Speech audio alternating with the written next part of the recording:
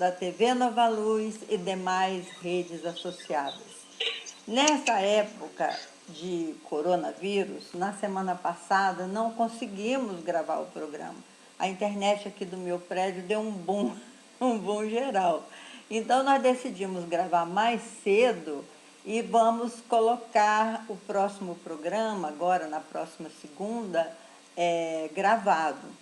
Eu estou falando com vocês, hoje nós estamos gravando com antecedência, por isso que eu estou dizendo na próxima segunda. Na segunda passada, nós não conseguimos gravar exatamente por conta do processo da internet e desse estado de coisas que estamos vivenciando, né? Não vamos ficar tristes, não, porque a gente sabe que tudo isso é transitório.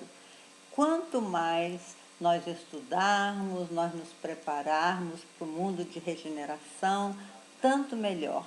E um dos testemunhos que nós vamos dar de fé que Jesus está no leme é exatamente ficarmos calmos, estar com a ciência, seguir as orientações dos estudiosos da medicina, não é? E esperarmos que tudo isso vai passar e nós vamos sair bem fortalecidos.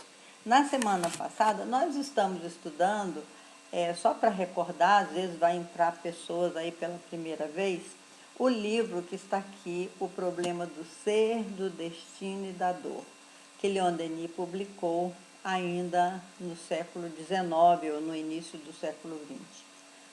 E esse livro, ele divide em 3 partes. Na primeira parte, ele fala do ser, o problema do ser. Hoje nós chamamos de os desafios do ser. Na segunda parte, do destino, e na terceira parte, ele fala das potências da alma. E nós estamos ainda na primeira parte. Hoje é o 8º programa nosso, né? Hashtag 8, o 8º programa. E hoje nós vamos ver, na semana passada, ou seja, no último programa, nós vimos os casos das múltiplas personalidades. Vou recordar um pouquinho, porque esse estudo assim é fantástico, que Leon Denis estudou e citou vários estudiosos que pesquisaram o caso dessas pessoas que têm múltiplas personalidades. O caso Félida, por exemplo, já falamos na semana passada, só para recordar, essa senhora ela era muito tímida, muito quieta, às vezes um pouco depressiva, e de repente ela passava por um processo de sono, onde quer que ela estivesse, ninguém conseguia acordá-la, e ela acordava por conta própria e acordava com uma personalidade diferente.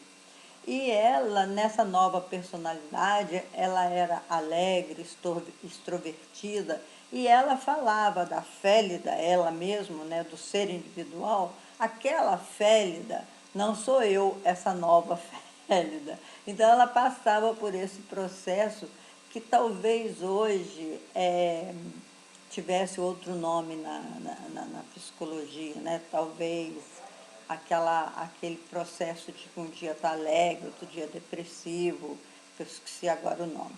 Mas, enfim, depois nós falamos também o caso Beauchamp. Esse caso é uma coisa mais impressionante, porque Beauchamp tinha 5 personalidades com ela. A cada dia ela apresentava um jeito diferente de ser, e ela identificava todas elas. Ela dizia, hoje eu sou fulano, hoje eu sou ciclano. Então, eles passaram a chamar de Beauchamp 1, né, B1, B2. A B3 era a única que tinha um nome, que dizia se chamar Sally. E que Leon Denis disse, então, que isso daí devia ser uma possessão. Ele imaginava que ali estivesse o domínio de um espírito chamado Sally, né? Chamado Sally. Só um momentinho que eu estou ouvindo barulho aqui. Oi? Não é nada não, né? Bom, chamado Sally. E a terceira personalidade, a alma Z, deixava transparecer apenas duas personalidades, mas uma muito distinta da outra. E mais tarde, meus irmãos, a gente conheceu Fernando Pessoa, um poeta maravilhoso português, que ele tinha heterônimos, né, que ele chamava heterônimos, era as múltiplas personalidades que ele adotava e escrevia. Os mais famosos, olha, segundo os estudiosos de Fernando Pessoa, ele tinha mais de 70 personagens diferentes. Ele escrevia ora como um, ora como outro. Os mais famosos, no entanto, eram o Alberto Caieiro, o Ricardo Reis e Álvaro Campos. E eu trouxe aqui uns versinhos do Fernando Pessoa, como eu gosto muito de poesia, e Denis também, eu trouxe uns versos, né? Versinhos fica diminuindo a grande poesia do grande Pessoa, né? Ele dizia assim: o próprio viver é morrer, porque não temos um dia a mais na nossa vida que não tenhamos nisso um dia a menos nela. Esse é o Fernando Pessoa dizendo, né? Tem outra dele que eu gosto muito, que eu sei de cor, que ele diz: o poeta é um fingidor. Finge tão completamente que chega a fingir que é dor, a dor que de veras sente. E como o Ricardo Reis, ele tem esse poema dele que é muito famoso, que ele diz: põe o quanto és no mínimo que fazes. Para ser grande, sê inteiro. Nada teu exagere ou exclui. Sê todo em cada coisa. Assim, em cada lago, a lua toda brilha, porque alta vive. É muito bonito, né? Para a gente ser inteiro. Parece ser a mesma pessoa, mas vários outros versos têm características diferentes. Tem assim, ele demonstra emoções assim muito diferentes. Agora, para nós espírita, isso não é nenhuma novidade que nós somos um condomínio espiritual. O próprio Hermínio Miranda escreveu um livro que deu esse nome, Condomínio Espiritual. Ele examinou no livro Diversidade dos Carismas a mediunidade da Regina, ele usou esse pseudônimo, em que ela tinha assim múltiplas personalidades dentro dela.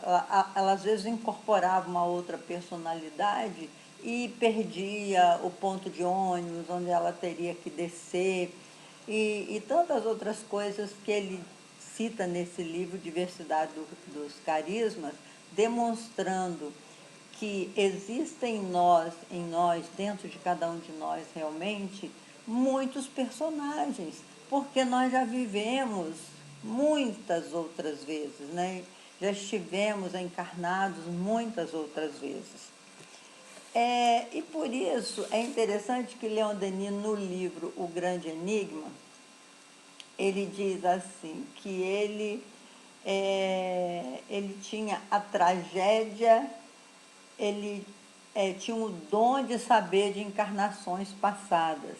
E ele chamou isso de terrível privilégio. Estou lendo aqui porque eu achei muito interessante o que ele fala. Ele diz assim: eu tenho o terrível privilégio de recordar de existências passadas. Porque muitas pessoas perguntam assim: Leila, por que eu não recordo? Se eu já vivi tantas vezes, se eu já morri tantas vezes, por que eu não me recordo de existências passadas? Aí eu respondo calmamente: porque você não quer.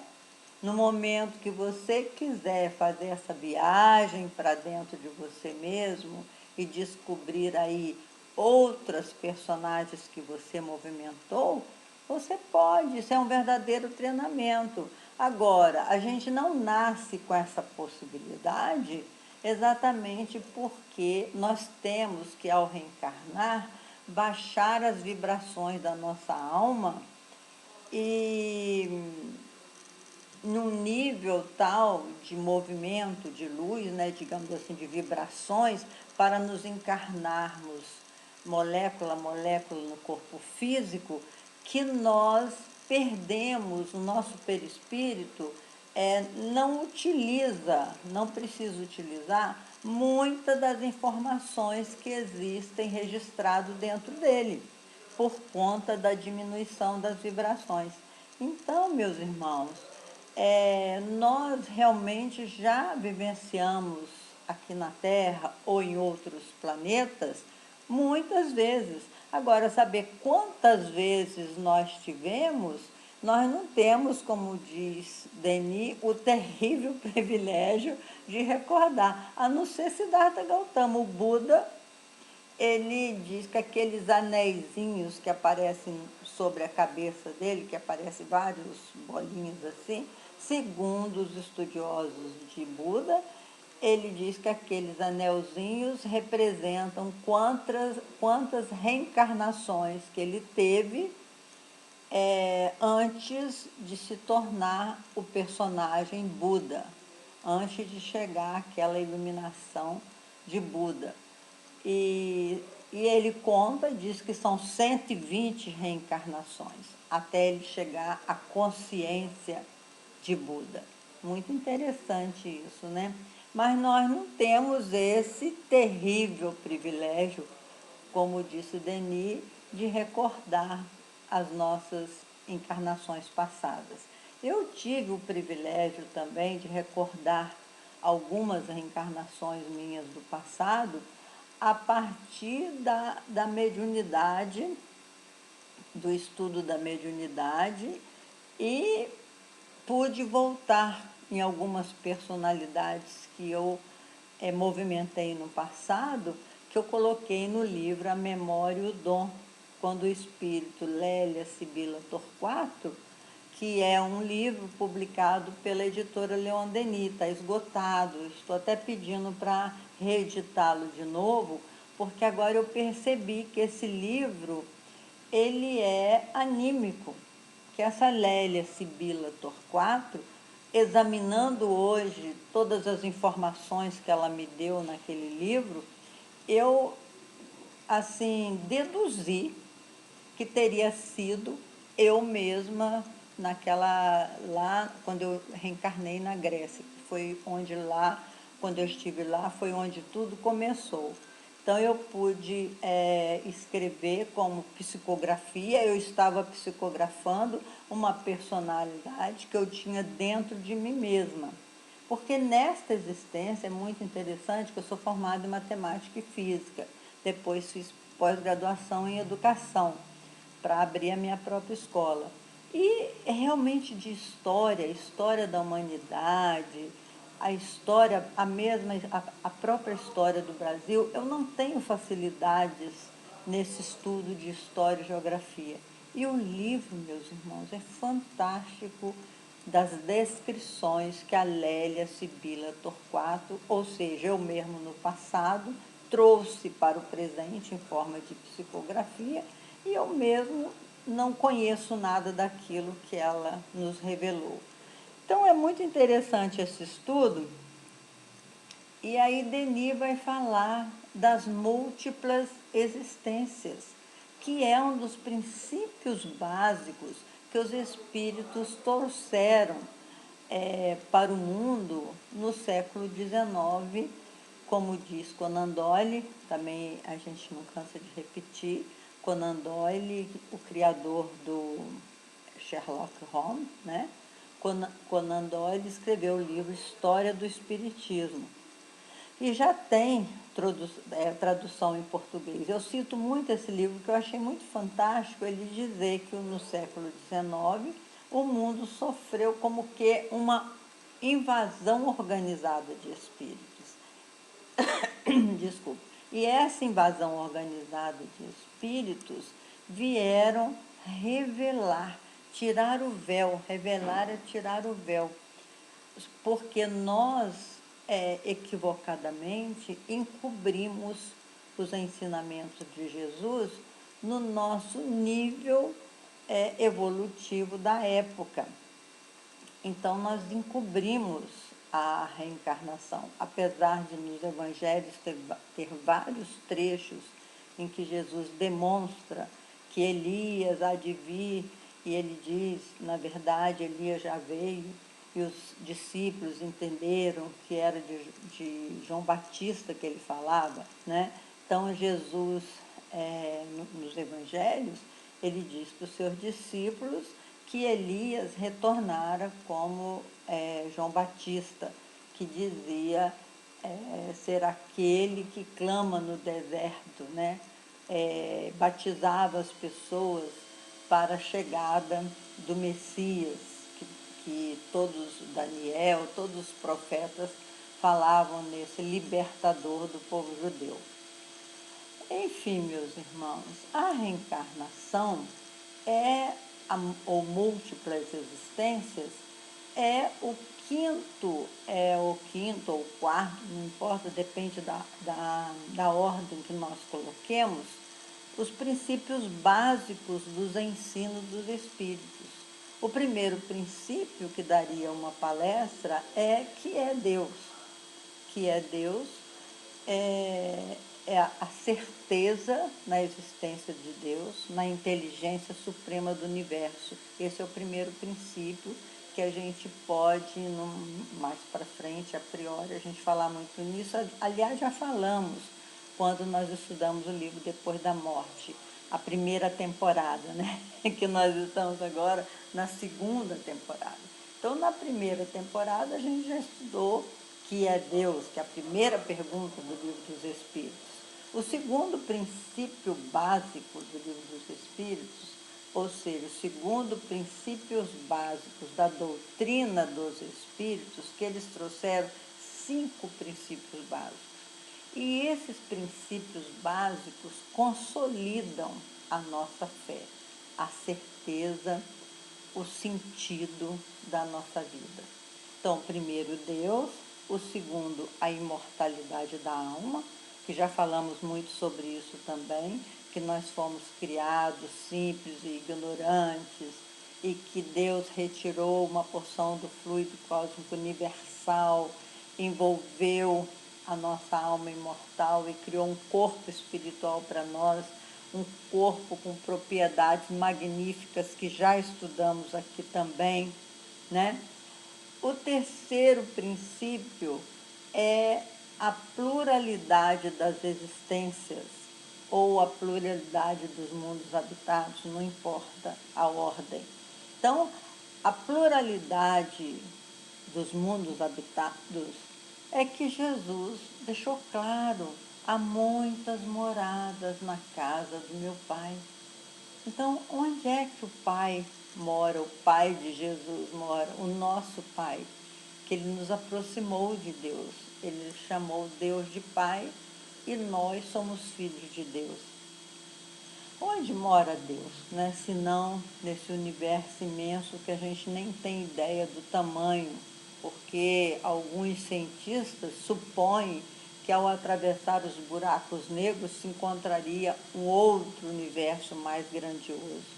Então são bilhões de mundos, o microcosmo, bilhões de células, átomos, etc., partículas, um macrocosmo, milhões de mundos.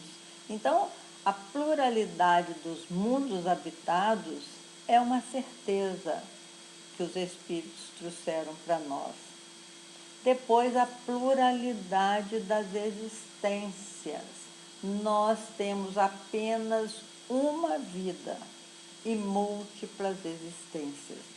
Então, quando uma pessoa manifesta mais de uma personalidade, essa personalidade, com certeza, está registrado dentro dela mesma, são lembranças de vidas anteriores.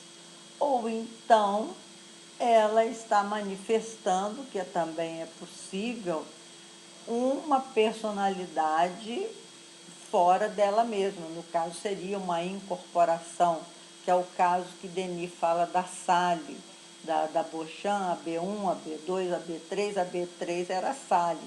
Então, Denis supunha nos seus estudos que seria uma incorporação. Então, recordando esse estudo fantástico da noite de hoje, nós temos múltiplas existências. Nós retomamos a Terra, planejamos a nossa vinda na Terra, e hoje em dia isso é possível ser comprovado através da terapias de vidas passadas. Hoje já se faz terapias de vidas passadas, quando através da hipnose é possível que o hipnotizador leve você até o ventre materno. Muitas questões da vida presente remontam a sua estadia no ventre materno, porque a nossa primeira morada, a gente fica 9 meses no ventre da nossa mãe, nos aprontando para a reencarnação, né?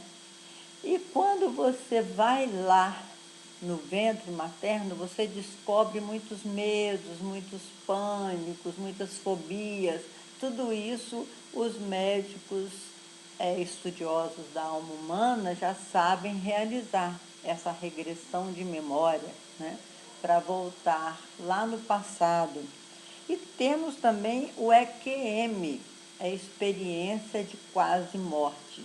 Essa experiência de quase morte é uma coisa assim impressionante. Tem vários livros relatando experiências que as pessoas passaram.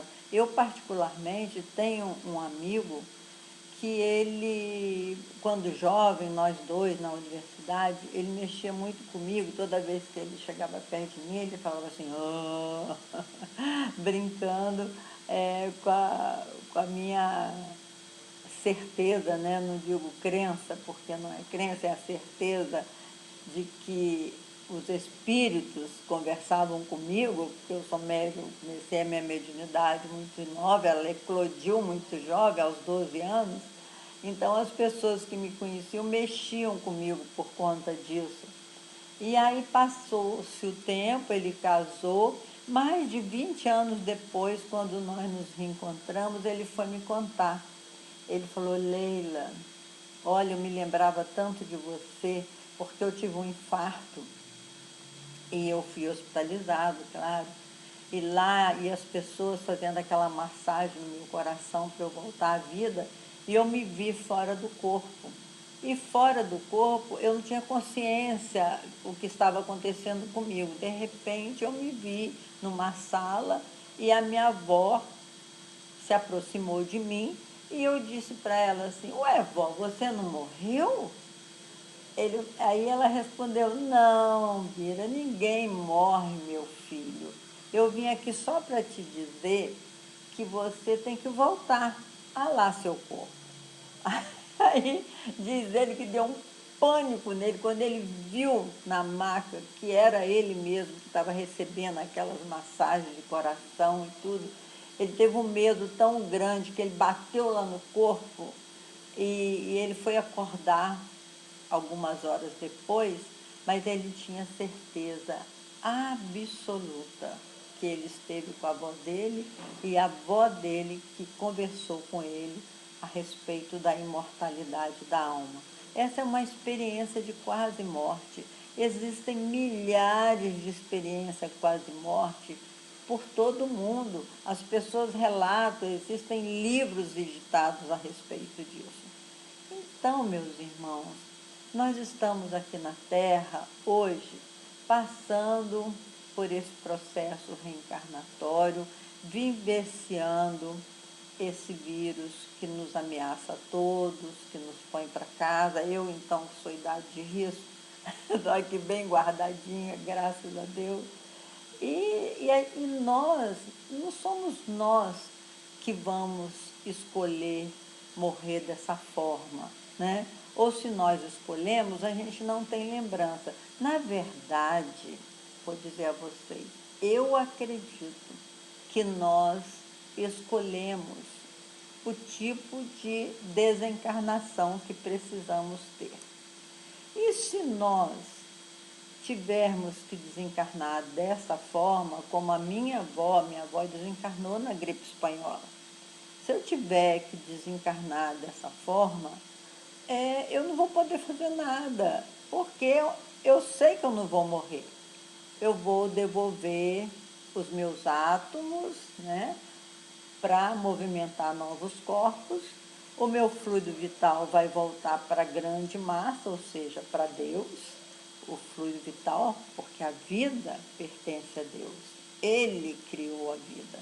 Então, o fluido vital é devolvido e eu vou para a dimensão espiritual, ou nós iremos para a dimensão espiritual, com o nosso corpo perispiritual, com o nosso corpo espiritual, como disse Paulo de Tarso. Paulo de Tarso diz: eu vivo em Deus, eu caminho em Deus, eu existo em Deus. A vida é Deus pensando, diz Pietro Baldi. Então, meus irmãos, não tenhamos medo de nada. Vamos continuar estudando e confiando que tudo vai passar e que seremos capazes, nós, humanidade terrena, seremos capazes de fazer o nosso planeta Terra ser o mundo da regeneração que Jesus confia em nós. Então, paciência, né? Vamos continuar nessa jornada de estudo para a gente ser útil aos nossos irmãos, onde quer que nós estejamos, que nós possamos ser agentes de alegria, de paz, de muita certeza, de muito amor à vida. Isso é o mais importante, porque nós hoje sabemos o trabalho que demos para reencarnarmos, o planejamento, né, que deu para a gente reencarnar. Eu acho que o nosso tempo já expirou, então que Jesus nos abençoe. Só para lembrar uma frase interessante, que é do Dr. Deepak Chopra. Ele diz assim: nós estamos saindo da era do conhecimento para a era da consciência. O homem hoje está tomando consciência da sua própria dimensão. Porque, veja bem, um vírus, um inimigo invisível, está colocando de joelho todas as nações do mundo. Todo mundo com medo, todas as pessoas não entendendo como que nós vamos sair dessa crise.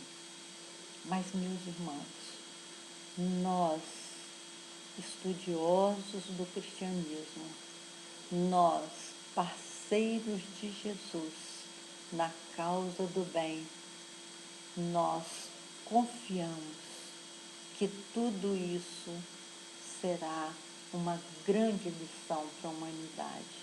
Tomara que aprendamos e que não precisemos de mais outra pandemia. Muita paz para todos e que Jesus permaneça conosco hoje e sempre.